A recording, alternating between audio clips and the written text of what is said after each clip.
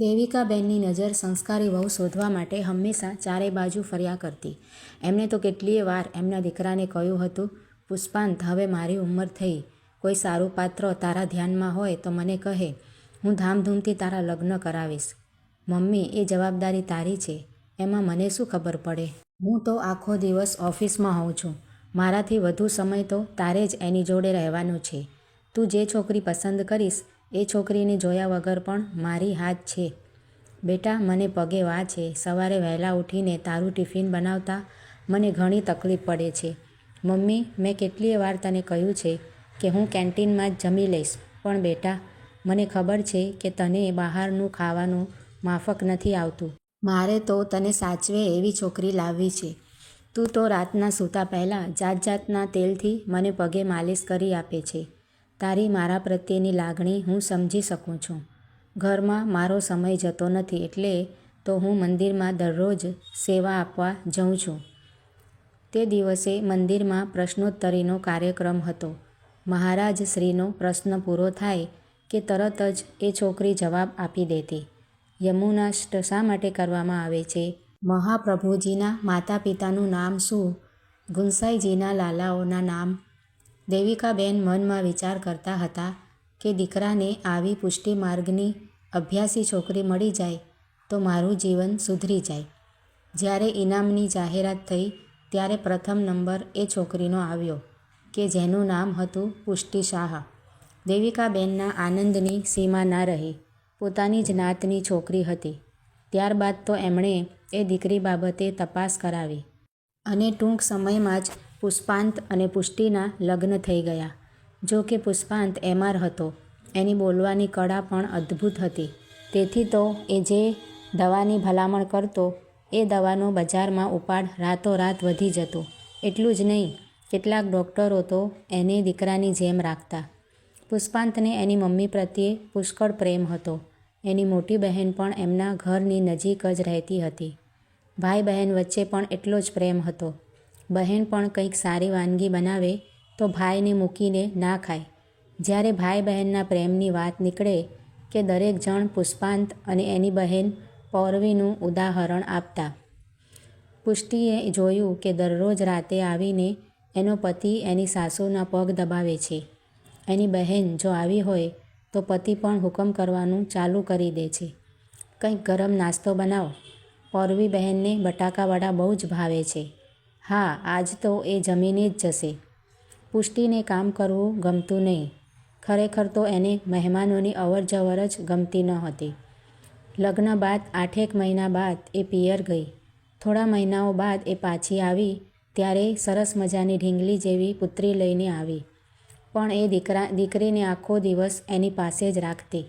દેવિકાબેન રમાડવા જાય તો એમના હાથમાંથી ઝૂંટવીને કહી દે, મારી દીકરીને તમારે અડવાનું નહીં. ઘણી વખત તે એમનું અપમાન પણ કરી નાખતી. થોડા દિવસ બાદ દેવિકાબેને જ કહ્યું, પુષ્પાંત, તમે જુદા રહેવા જતા રહો. આ રોજ રોજના અપમાન હવે મારાથી સહન નથી થતા. પુષ્પાંતે વિચાર્યું કે એકવાર મહારાજશ્રીને આ વિશે વાત કરવી જોઈએ. કારણ કે એ વ્યક્તિ જ પુષ્ટિને સમજાવવામાં સમર્થ છે. જ્યારે મહારાજશ્રીએ એને સમજાવવાનું ચાલુ કર્યું કે તરત જ પુષ્ટિએ કહી દીધું, તમે તમારું કામ કરો. મને સલાહ આપશો તો હું કાલથી મંદિર નહીં આવું. હિંડોળા ભરવામાં કે સાંજી પૂરવામાં પણ હું મદદ નહીં કરું. તેથી તો કોઈ જ પુષ્ટિને સમજાવતું નહીં. જો કે પુષ્પાંતે કહ્યું પણ ખરું કે મમ્મી, એને કાઢી મૂકું. પણ દેવિકાબેને એવું પગલું ભરવાની ના કહી. આખરે મન વગર પણ પુષ્પાંત જુદો રહેવા ગયો. એ દિવસે એ એની મમ્મીને વળગીને ખૂબ રડ્યો.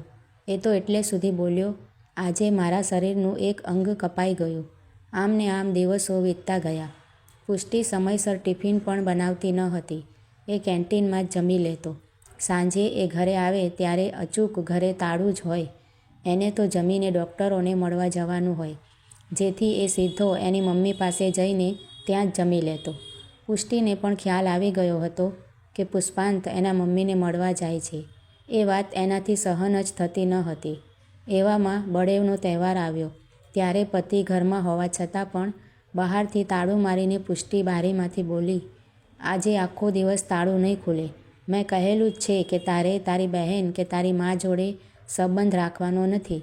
આજે બહાર નીકળીને સીધો તારી બહેન પાસે રાખડી બંધાવવા જતો રહીશ. એ આખો દિવસ એની આંખોમાં પાણી આવતા રહ્યા. કેટલીય વાર ઈચ્છા થતી કે પુષ્ટિને કાઢી મૂકું, પણ એની દીકરીને ભવિષ્યમાં સારું ઘર ના મળે. સમાજમાં માના ખરાબ વર્તનને કારણે સંતાને ભોગવવું પડતું હોય છે. પુષ્પાંત ઘણીવાર ડૉક્ટરની રજા લઈ હોસ્પિટલમાં જ સૂઈ રહેતો. જો કે ક્યારેક એની દીકરી ડોલી પૂછી લેતી, મમ્મી, રાત પડે બધાના પપ્પા ઘેર આવી જાય છે, મારા પપ્પા કેમ નથી આવ્યા? દિવસો જલ્દીથી પસાર થતા ગયા. દીકરી કોલેજમાં આવી ત્યારે સાકારના પ્રેમમાં પડી. પણ સાકારે સ્પષ્ટ કહી દીધું, ડોલી, મેં તપાસ કરી છે કે તારી મમ્મી તારા દાદી સાથે લડાઈ ઝઘડા કરીને જુદા રહે છે, પણ હું મારા મા બાપને બહુ જ પ્રેમ કરું છું. તારે તો દાદા પણ ન હતા. તમે ક્યારેય વિચાર્યું છે કે બા એકલા જિંદગી કઈ રીતે વિતાવતા હશે? સાકારે હકીકતમાં તપાસ કરી હતી. એ બોલ્યો, ડોલી, ભલે તારી મમ્મી બા જોડે સંબંધ ન રાખે, તું તો રાખી શકે ને? તારા પપ્પા ક્યાં સુધી છાનામાના એમની મમ્મીને મળતા રહેશે? જો તારી મમ્મી તારા મામાને રાખડી બાંધવા જઈ શકતી હોય તો તારા પપ્પાને શા માટે દર બળેવે બહેનને રાખડી બાંધવા જાય તો મનાઈ કરે છે? અમારા ઘરમાં બધા સંપીને રહે છે.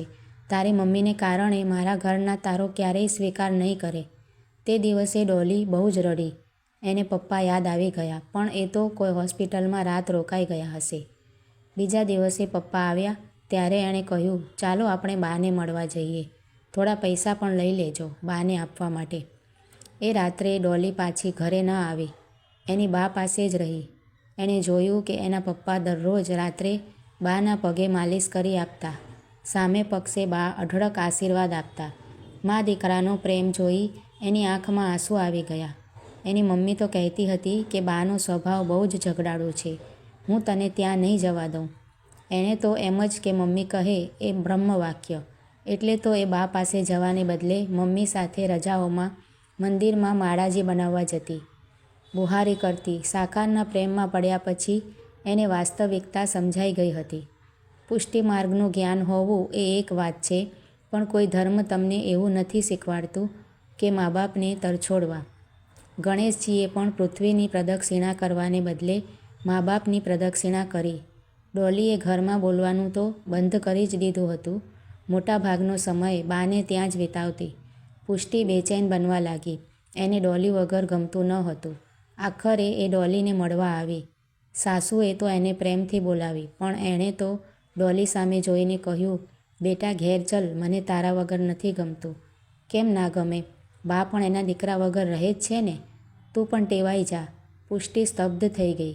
એણે ક્યારેય આવું વિચાર્યું પણ ન હતું. મમ્મી, હવેથી તું મામાને પણ રાખડી બાંધવા ના જઈશ. એ દિવસે હું પણ તને ઘરમાં પૂરીને બહારથી તાળું મારી દઈશ. પુષ્ટિ રડતી રહી અને આખરે બોલી, હું હવેથી અહીં જ રહેવા આવી જઈશ. મમ્મી, મને માફ કરશો ને? બેટા, મા બાપ તો સંતાનને હંમેશ માફ કરતા જ હોય છે. પુષ્ટિ બહાર નીકળી ત્યારે પુષ્પાંતે કહ્યું, મમ્મી, કહેવત છે કે જેને કોઈ ના પહોંચે એને પેટ પહોંચે. આ સાંભળી ડોલી તથા એના પપ્પાને બા ખડખડાટ હસી પડ્યા. મિત્રો, આ વાર્તા તમને કેવી લાગી છે તે કમેન્ટ કરીને જરૂર જણાવજો. અને જો સારી લાગી છે તો વિડીયોને લાઇક શેર કરીને આવી જ બીજી વાર્તાઓ જોવા માટે મારી આ ચેનલને સબસ્ક્રાઈબ પણ જરૂરથી કરજો. વિડીયો જોવા માટે તમારા બધાનો ખૂબ ખૂબ આભાર માનું છું. Thank you.